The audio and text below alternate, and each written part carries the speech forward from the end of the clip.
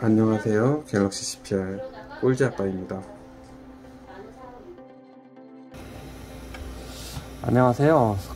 삼성 메인보드를 이제 심폐소생술로 살려드리는 갤럭시 3 및 데이터 복구 전문가 갤럭시 CPR 대표 꼴찌 아빠입니다. 안녕하세요. 이번에 포스팅할 모델은 갤럭시 Z 플립 2. 이제 완전히 파손된 폰을 이제 데이터 복구 작업을 해보려고 하는데요. 지금 확실히 충격폰이라 그런지 여기 보시면 이렇게 여러 군데가 파손되어 있는 게 보이시죠? 자, 요거를 복구하기 전에 제가 간단하게 이제 고객님들이 데이터 복구를 선택을 하셔야 되는데, 이제 데이터 복구를 업체를 선택하는 데는 크게 이제 두 가지 방법이 있다고 보시면 돼요. 이제 첫 번째, 메인보드를 수리해서 전원을 살린 다음에 스마트 스위치를 통해서 데이터를 빼내는 방식이 있고요. 이제 두 번째는 AP랑 메모리를 뜯어내서 작업하는, 흔히 말하는 칩오프라는 방식이 있어요. 대부분 데이터 복구 업체들은 이렇게 이제 칩을 뜯어내는 방식을 선호하는데요. 그 이유는 이제 해당 업체에서 데이터 복구 작업을 실제로 하는 게 아니기 때문이에요. 이게 무슨 말인지 조금 데이터 복구는 사실 이제 저같이 첫 번째 작업을 하는 사람들은 뭐 실력에 따라 틀리겠지만, 저를 기준으로 하면 2시간 정도를 작업해 보면 이게 데이터가 복구가 가능한지 불가능한지를 판단할 수가 있어요. 근데 이제 데이터 복구 업체한테 의뢰를 해봤더니 최소 3일 정도가 걸린다고 하고, 이제 뭐 그 이상도 걸린다고 하는 업체들이 있는데, 이런 업체들은 그냥 패스하시는 게 맞아요. 왜냐면 이런 업체들은 이제 다른 업체한테 보내는 시간하고 받는 시간이 있잖아요. 그러다 보니까 이제 3일 이상 걸릴 수밖에 없는 구조고요. 이제 뭐 안 그래도 맡기시는 분들 중에는 이제 개인정보 때문에 데이터가 유출될까봐 이제 되게 불안한 상태로 맡기시는 분들이 있어요. 근데 이거를 또 다른 데로 보내는 건 잘 모르시고 계셨죠? 근데 이게 사실이고요. 실제로 저처럼 이렇게 메인보드를 수리를 해서 이렇게 데이터 복구를 하는 업체는 정말 아주 소수라고 보시면 돼요. 그리고 아까 제가 말한 이제 칩오프 방식은 사실 성공률이 상당히 낮고요. 좀 위험한 작업이에요. 이제 그 이유는 이제 AP나 메모리를 뜯어낼 때 이제 그 작업하시는 사람의 이제 스킬에 따라서 작업 실수로 이제 AP나 메모리에 크랙이 발생하기도 하고요. 이제 솔더링이나 이제 열 조절을 잘못하면 이제 살아있는 반도체가 죽어서 복구에 실패를 하게 돼요. AP나 메모리를 이제 작업했는데 또 이제 만약에 데이터 복구가 불가능하다 그러면 아무리 큰 돈을 갖다 주셔도 복구는 불가능해요. 근데 대부분 이제 칩오프를 맡겨보신 분들은 이제 실패하는 사례들의 얘기를 들어보면 이제 복구 업체 측에서는 AP나 메모리가 손상이 되었다고 하거든요. 근데 실제로요, 뭐 예를 들어서 이렇게 심하게 파손된 폰이면 정말 AP나 메모리가 손상이 되실 수도 있어요. 하지만 예를 들어서 뭐 침수가 됐거나 단순히 뭐 사용 중에 전원이 나갔다, 이런 것들은 사실 AP나 메모리가 죽을 확률이 상당히 낮아요. 그냥 스스로 죽는 경우는 거의 없다고 보시면 돼요. 그래서 고객님들이 선택을 하실 때는 저같이 수리를 통한 이제 데이터 복구를 하는 업체를 선택하셔야 되는데, 저 같은 경우는 이제 AP나 메모리를 뜯어내지 않고 작업을 하기 때문에 이제 뭐 제가 이 자리에서 바로 작업을 하니까 뭐 데이터로 유출이 될 부분이 없기 때문에 뭐 두려워하실 이유도 없고, 제가 말한 대로 2시간 안쪽으로 이게 가능 여부가 나오기 때문에 이제 믿고 맡겨주시면 될 것 같고요. 한번 요거를 뜯어 볼게요.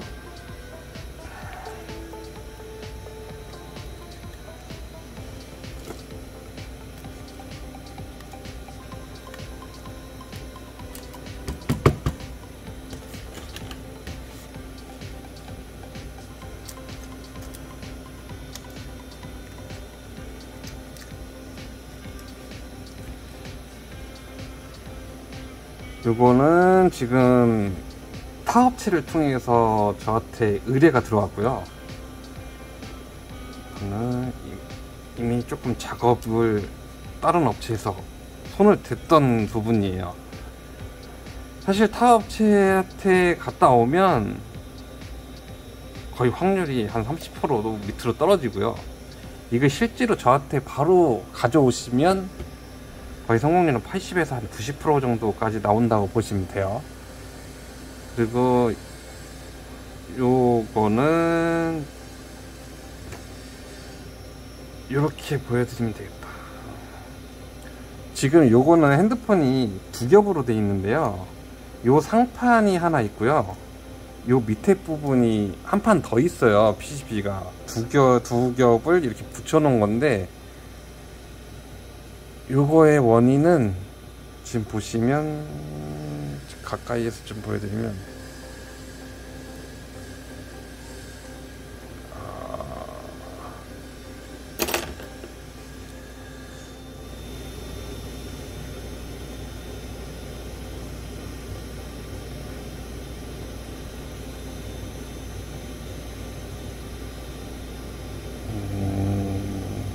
제가 혼자 촬영하려다 보니까 쉽지가 않아요. 보여드리기. 지금 여기 보이죠? 요 사이. 지금 여기 사이가 충격받아서 여기가 다 크랙이 가면서 다 벌어진 거예요.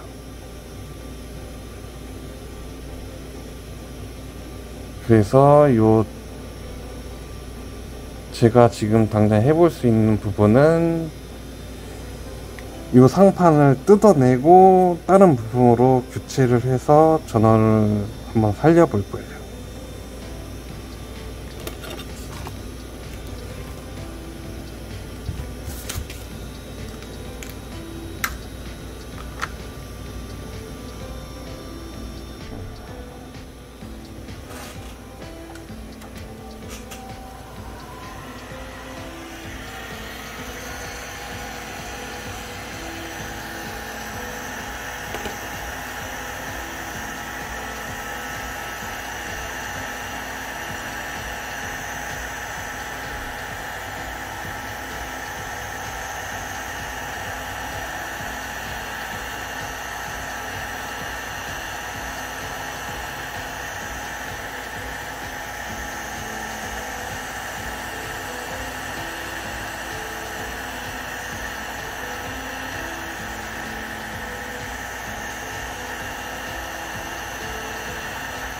이 열풍기를 통해서 이 상판을 제거해야 되기 때문에 열 조절에 실패하거나 정말 뭐 너무 과하게 여기다 장시간 히팅을 하게 되면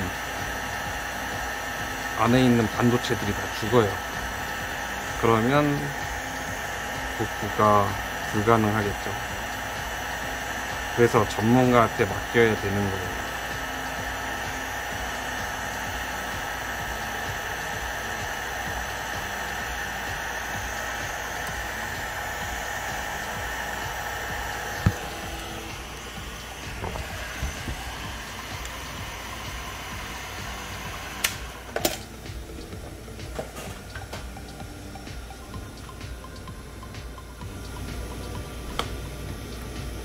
자, 제가 이 상판을 제거를 했고요. 여기 보시면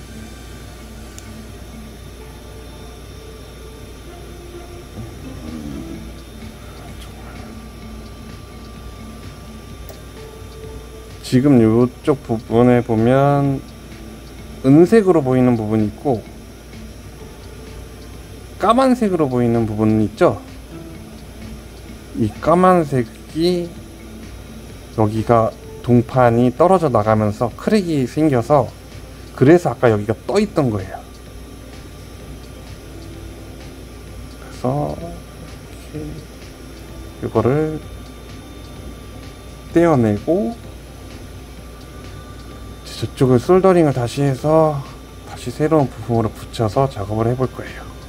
자, 이제 부품을 떼어냈으니까 여기에 해당하는 부분들을 제가 솔더링을 하는 걸 보여드릴게요.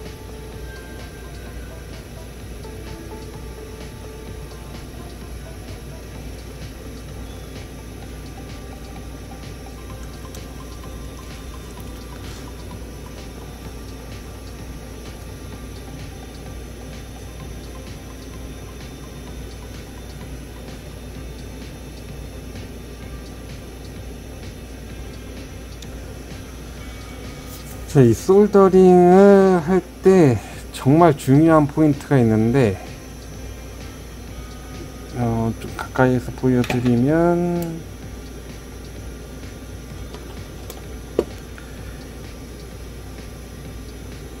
지금 여기 촘촘하게 조금 동글동글한 조그만 납볼로 되어 있는데, 이 납볼의 사이즈가 동일해야 돼요. 이 솔더링을 작업할 때 이게 하나라도 작거나 틀어지면 나중에 이걸 붙였을 때 작동이 안 해요. 그리고 뭐 수리 관련 영상들을 좀 보신 분들은 가끔 가다 보면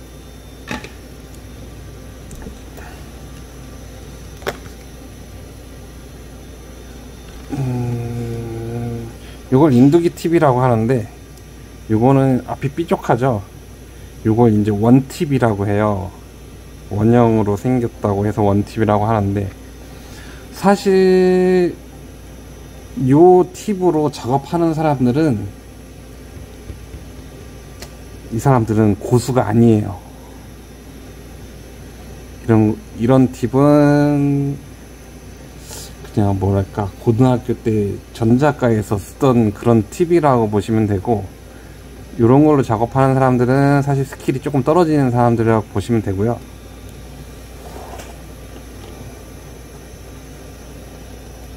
지금 제가 쓰고 있는 팁은 이게 되게 날카롭죠. 이걸 칼팁이라고 해요. 이런 거를 잘 다룰 줄 아는 사람들이 이제 실력자라고 생각하시면 될 거예요.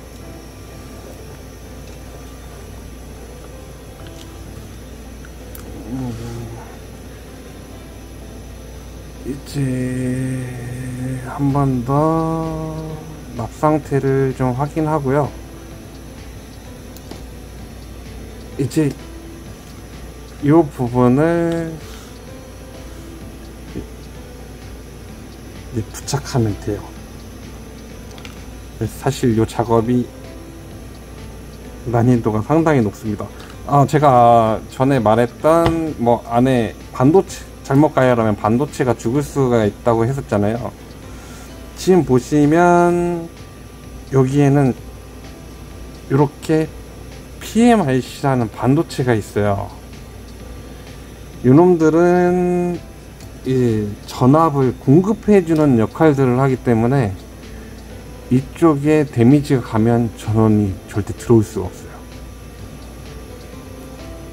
그러면 부착을 해 볼게요.